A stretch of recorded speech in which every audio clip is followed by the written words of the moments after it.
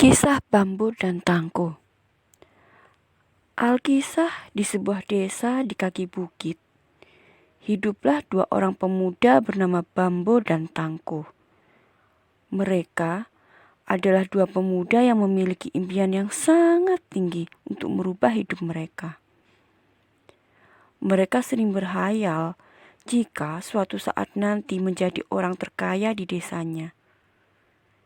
Yang mereka perlukan hanyalah sebuah peluang untuk mewujudkan impian mereka. Dan suatu hari, peluang itu pun akhirnya datang. Kepala desa memberikan sebuah pekerjaan agar kedua pemuda tersebut mengambil air dari puncak bukit lalu ditampung di bak penampungan air di tengah desa. Kepala desa akan membayar mereka berdasarkan jumlah tangki berisi air yang bisa mereka bawa. Maka bersegeralah kedua pemuda itu masing-masing membuat sebuah gerobak agar bisa membawa tangki-tangki air lebih banyak. Dengan penuh semangat, kedua pemuda itu senang sekali. Mereka berpikir bahwa impian mereka segera terwujud. Hari berganti hari, minggu berganti minggu, bulan berganti bulan, dan tahun berganti tahun. Bambu dan Tangko masih saja menjalani pekerjaan demi impian mereka menjadi orang terkaya di desanya. Setiap hari mereka naik turun bukit untuk mengambil air tanpa merasa lelah.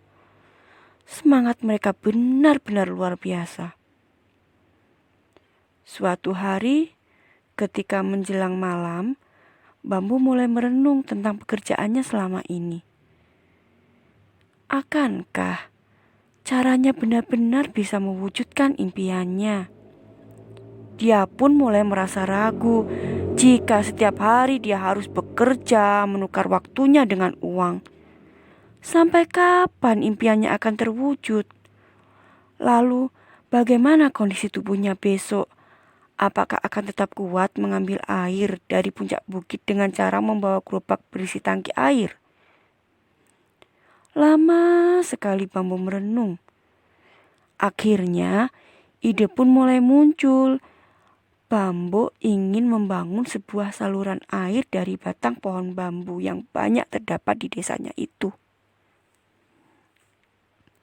Saluran air itu akan mengalirkan air dari bukit ke bak penampungan air yang ada di tengah desa. Dengan demikian, dia pun tak perlu lagi naik turun bukit untuk mengambil air. Ide ini pun disampaikannya kepada Tangko. Namun apa tanggapan Tangko? Dia malah menertawakan idenya. Hahaha, Bambu, sampai kapan kau akan membuat saluran air itu? Sedangkan jarak bukit ke desa sangatlah jauh dan berbukit-bukit. Ada-ada saja kau. Jawab Tangko. Lebih baik seperti ini. Sudah nyaman, uang datang setiap hari. Walau sahabatnya tidak setuju, Bambu tidak putus asa. Dia bertekad melakukannya sendiri. Dia pun mulai bekerja paruh waktu. Jika siang dia mengambil air dengan gerobaknya, sorenya dikala senggang dia menebang pohon bambu. Satu persatu bambu itu disambungkan mulai dari bukit menuju penampungan di tengah desa. Berbulan-bulan Bambu bekerja membangun saluran air. Namun hasilnya belum nampak juga. Tangko dan warga desa mulai mencemoohnya. Namun Bambu tetap bertekad mewujudkan impiannya.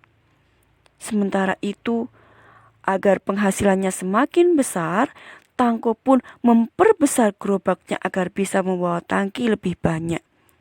Tangko pun semakin banyak mendapat uang. Ia pun berhasil membangun sebuah rumah. Ia berfoya-foya setiap malam harinya. Gaya hidupnya sudah berubah. Dia merasa impiannya sudah terwujud. Waktu pun berlalu. Tangko semakin nampak tua dan kemampuannya membawa tangki pun semakin berkurang. Dia mulai kelelahan dan sering jatuh sakit. Hal ini menyebabkan penghasilannya mulai menurun sedikit demi sedikit.